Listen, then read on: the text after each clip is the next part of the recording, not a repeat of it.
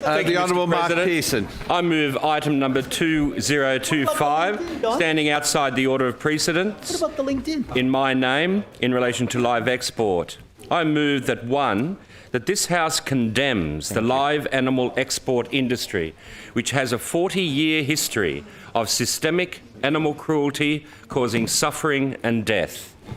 2, that this House notes that the recent Animals Australia expose of the extreme suffering of sheep confined on the Awassi Express by Emmanuel Exports highlights the ongoing national scandal of animal cruelty by the live export industry, being A, animals starving to death from inanition, B, animals dying from overcrowding, causing inability to access food and water, C, animals dying of heat stress from high temperatures due to climatic extremes, D, animals forced to stand in their own excrement for periods of up to a month, causing respiratory distress, blindness from ammonia fumes, and E, multiple and persistent breaches of Australian animal welfare laws.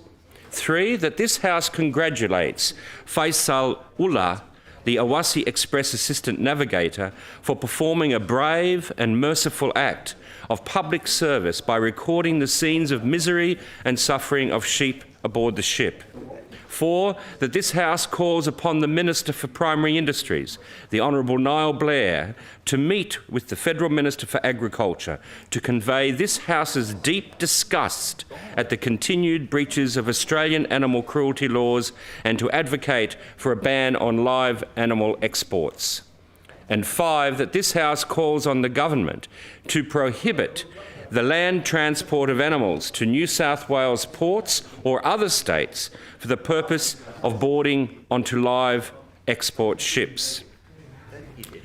Mr. President, Deputy President, the live export industry cannot save itself from itself, and no government of any persuasion has ever been able to save the live export industry. We cannot accept these constant statements that have happened from ministers for agriculture over the years, and even the Mr.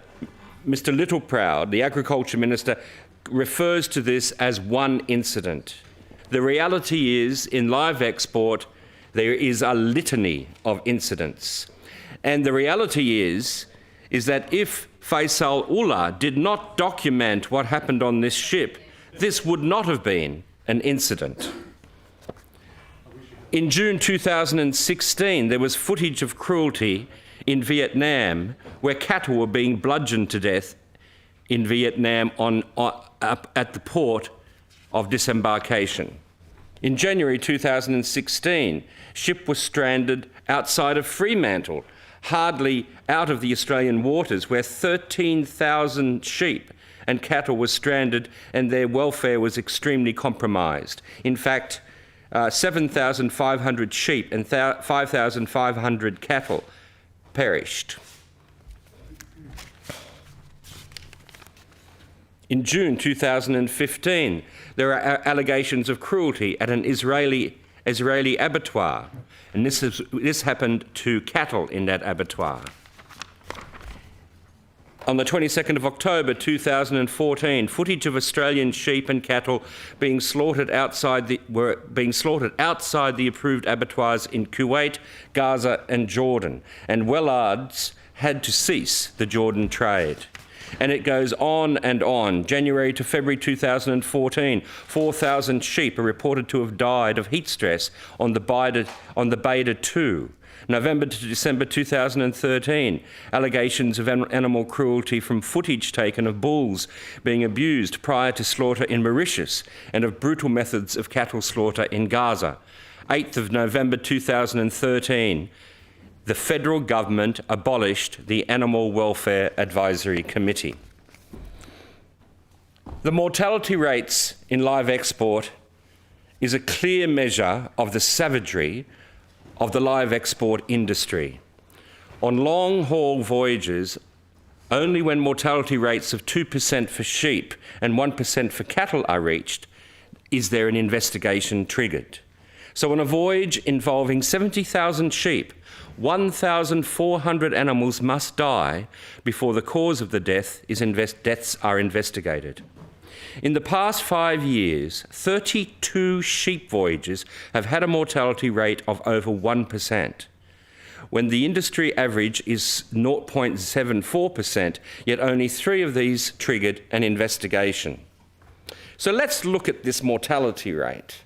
We're looking at a mortality rate which is stipulated for an average journey of 3 weeks. Let's apply this mortality rate to on a property carrying, say, 10,000 sheep, and apply that mortality rate to a per annum mortality rate. 1.9%, which is an acceptable mortality rate on ship over 3 weeks. If this was on a property carrying 10,000 sheep, per annum, that would be 33% of the animals will have perished.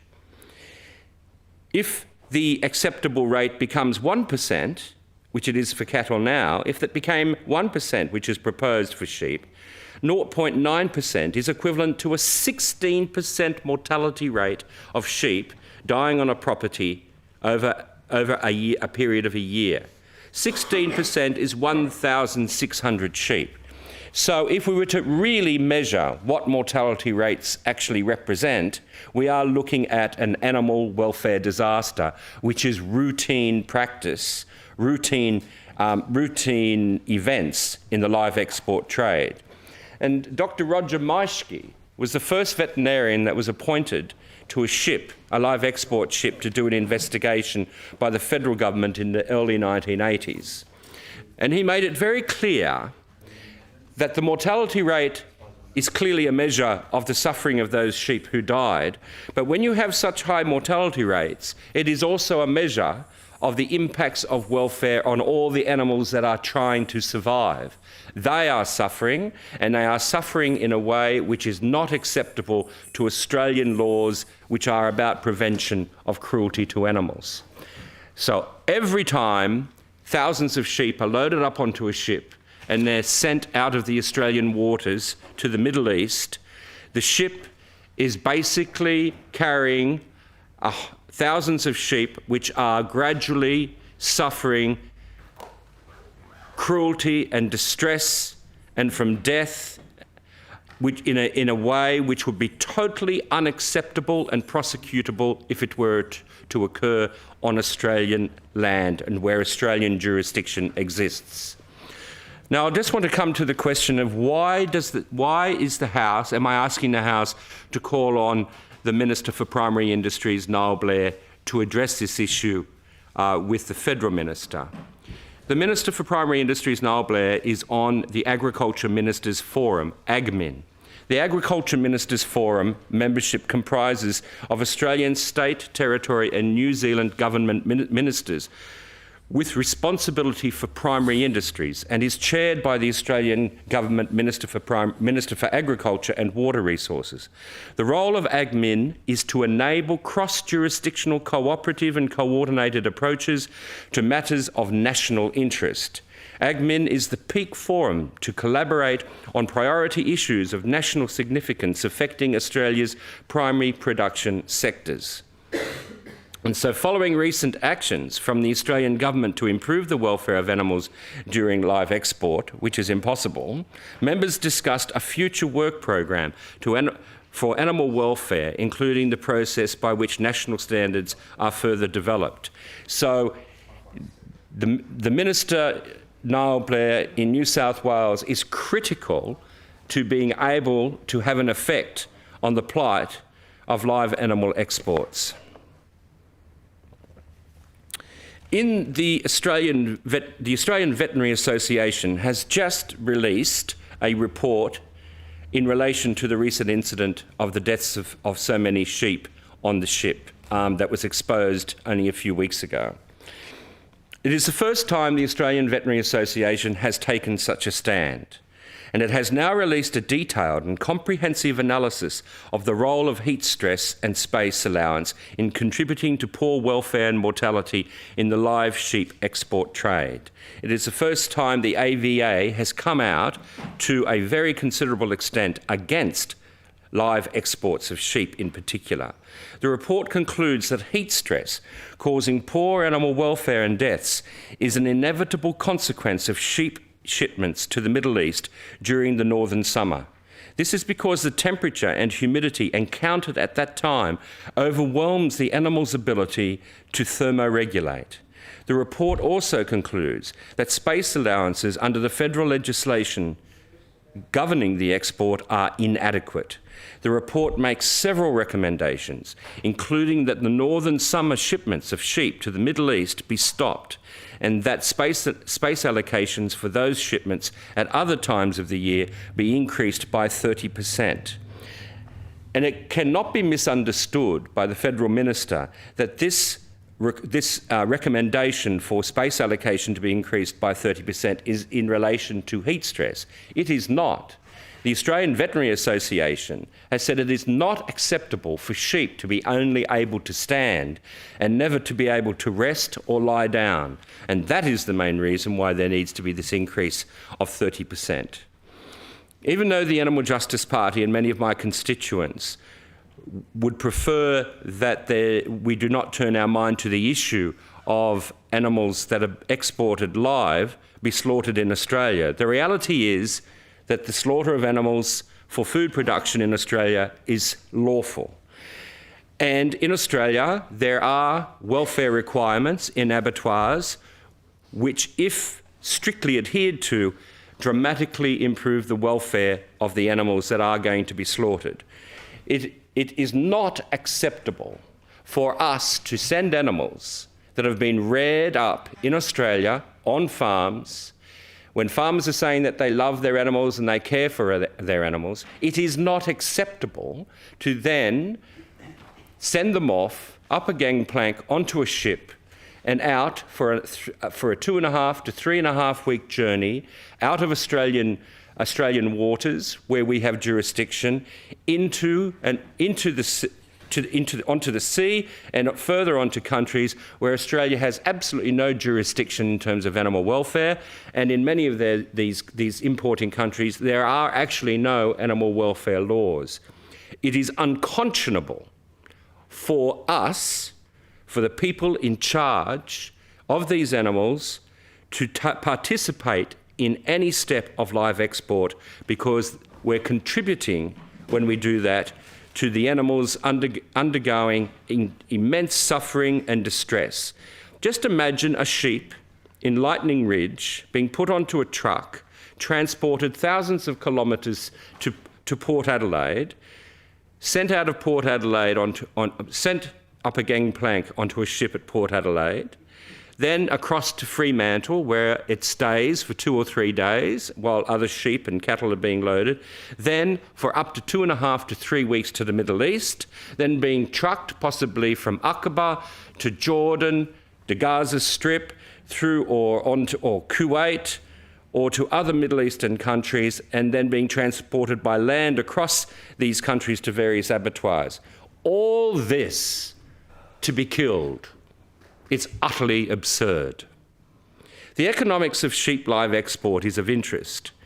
Just under 2 million sheep go for live export each year, mostly to the Middle East. And of these, about 1.64 million go from Western Australia, and that is about 82%.